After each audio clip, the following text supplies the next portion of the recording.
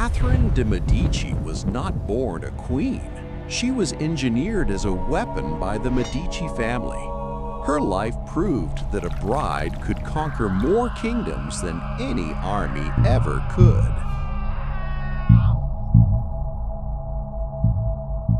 Catherine de Medici, The Weapon of a Dynasty. Full documentary narration script, Unified Edition. The Renaissance is remembered as an age of beauty, genius, and light. Marble galleries, luminous paintings, and philosophical brilliance filled the courts of Europe. But behind Florence's shining surface, another art was perfected. An art far older, far sharper than sculpture or poetry. The art of power. And in 1533, a 14-year-old girl named Catherine de Medici was prepared to leave Florence for France. The world called it a marriage, but the Medici knew better. This was not a wedding. This was a strategic invasion. The Medici did not conquer with swords. They conquered with daughters. Chapter 1. The Bride That Was a Weapon.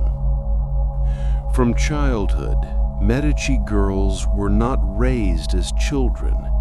They were engineered as political instruments. They learned silence before speech, calculation before emotion. Their tutors were diplomats, astrologers, and alchemists. Every gesture, every smile, every hesitation was molded into usefulness. Catherine de Medici was the most intricate creation of all.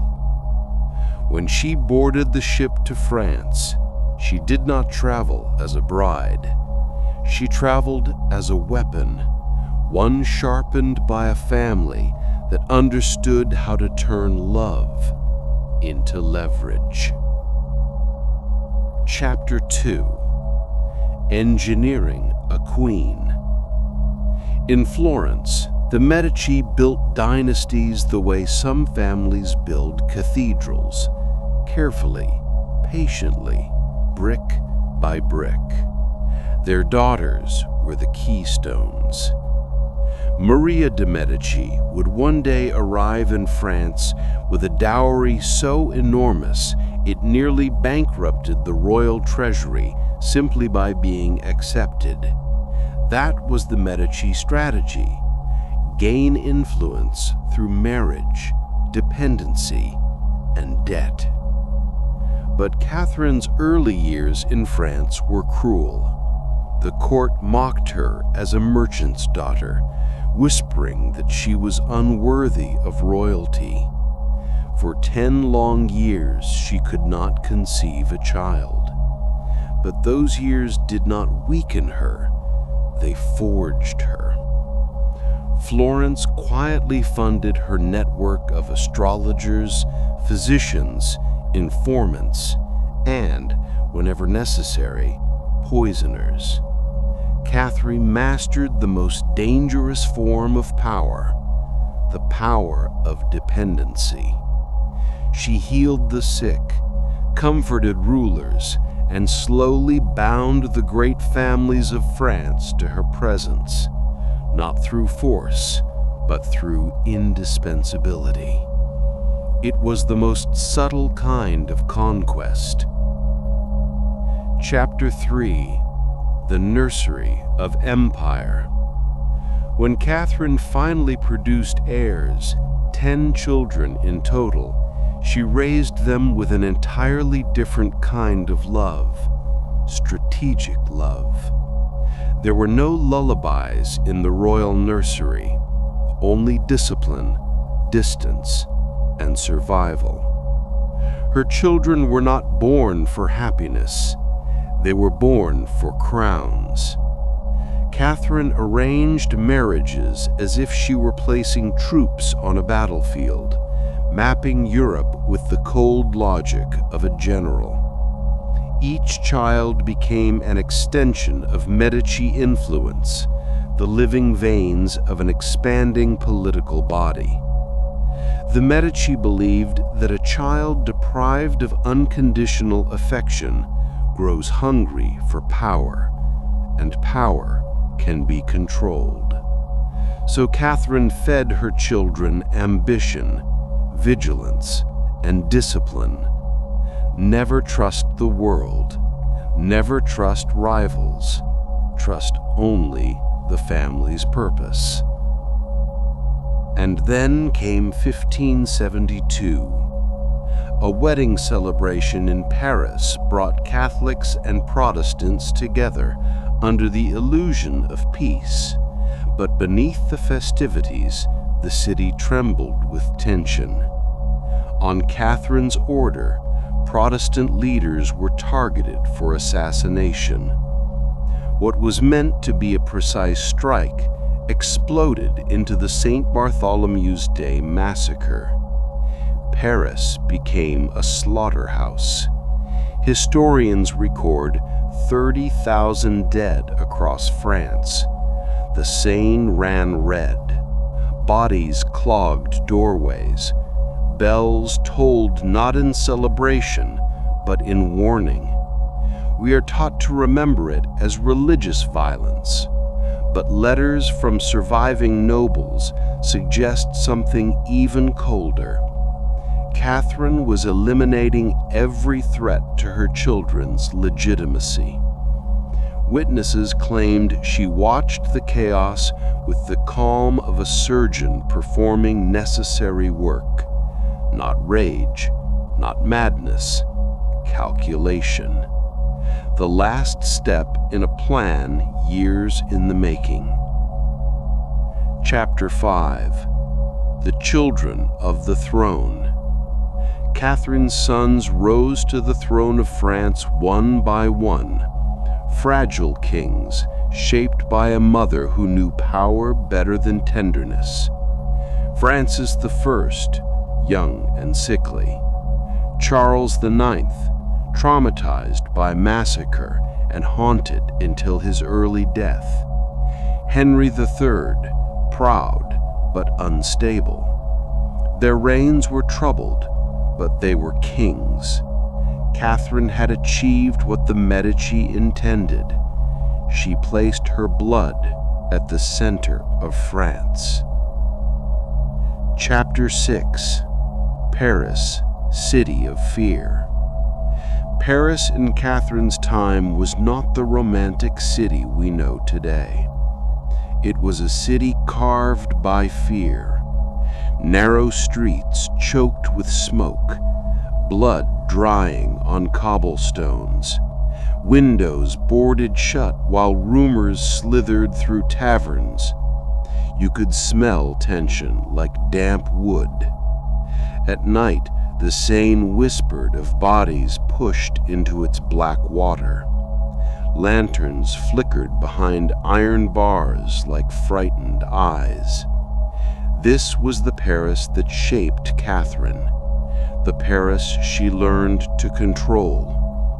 With every riot, every rumor, every shifting shadow, she refined the Medici art of ruling through perception. In a city drowning in secrets, she learned to swim. Chapter 7. The Medici Method. Psychological Warfare. The Medici psychological training was unlike anything in Europe. Their daughters were taught, endure pain without breaking, detach from affection, read fear in others like a language, use emotion only as a weapon. Empathy was optional. Strategy was mandatory. Children practiced holding a calm expression under distress. They learned how to listen without revealing their thoughts, how to charm without trusting, how to promise without binding themselves. Catherine de Medici became the masterpiece of this brutal curriculum. She learned that the heart was the most valuable kingdom and the easiest to infiltrate. Chapter 8: The Shadow Laboratories. Below the palaces, behind heavy wooden doors, alchemists stirred boiling mixtures. Physicians ground rare herbs into potions. Astrologers charted the stars, whispering warnings and opportunities. To Catherine, these were not oddities. They were weapons. A sudden illness could shift political balances. A miraculous cure could secure loyalty. A carefully timed prediction could sow fear in rivals. Poison did not have to kill. Sometimes it only had to frighten. Rumors of her poison cabinet spread across France, giving her more power than any army. Fear is a kingdom. Catherine ruled it well. But ruling through shadows has a price. Her sons, 3 kings of France, were shaped by her ambitions and her distances. They inherited crowns, but lost innocence. Some were paranoid, some fragile, some spiritually shattered. Catherine had built a dynasty, but she also built ghosts. Chapter 10: The Death of a Queen, the Birth of a Legend. Catherine died in 1589, and with her death came something darker, something louder: myth. They said she practiced witchcraft, that she kept a room filled with copper cauldrons, that she spoke to spirits, that she wore rings containing hidden poisons, that she predicted the deaths of her enemies. None of it was ever proven. All of it was believed, because Catherine understood the greatest secret of power. If you fear you, you remember you. If you cannot explain you, you mythologize you. Her legend outlived her empire. In the end, Catherine de Medici was not a monster. She was not an angel. She was a woman trained from childhood to survive in a world that devoured the weak. A woman forged into a weapon by a family that understood a terrible truth. A daughter can be a treaty. A marriage can be an invasion. A dynasty can be built through psychological warfare. The Medici did not conquer through soldiers. They conquered through their daughters. And Catherine was the most perfect weapon they ever created. Queen, strategist, survivor, and legend. Her story reminds us that history is not carved in marble. It is carved in choices, secrets, sacrifices, and sometimes blood. Thank you for joining me on this journey.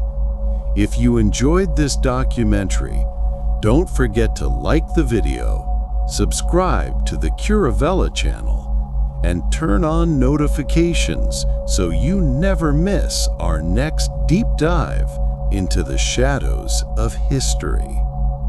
Until next time, this is Curivella, signing off.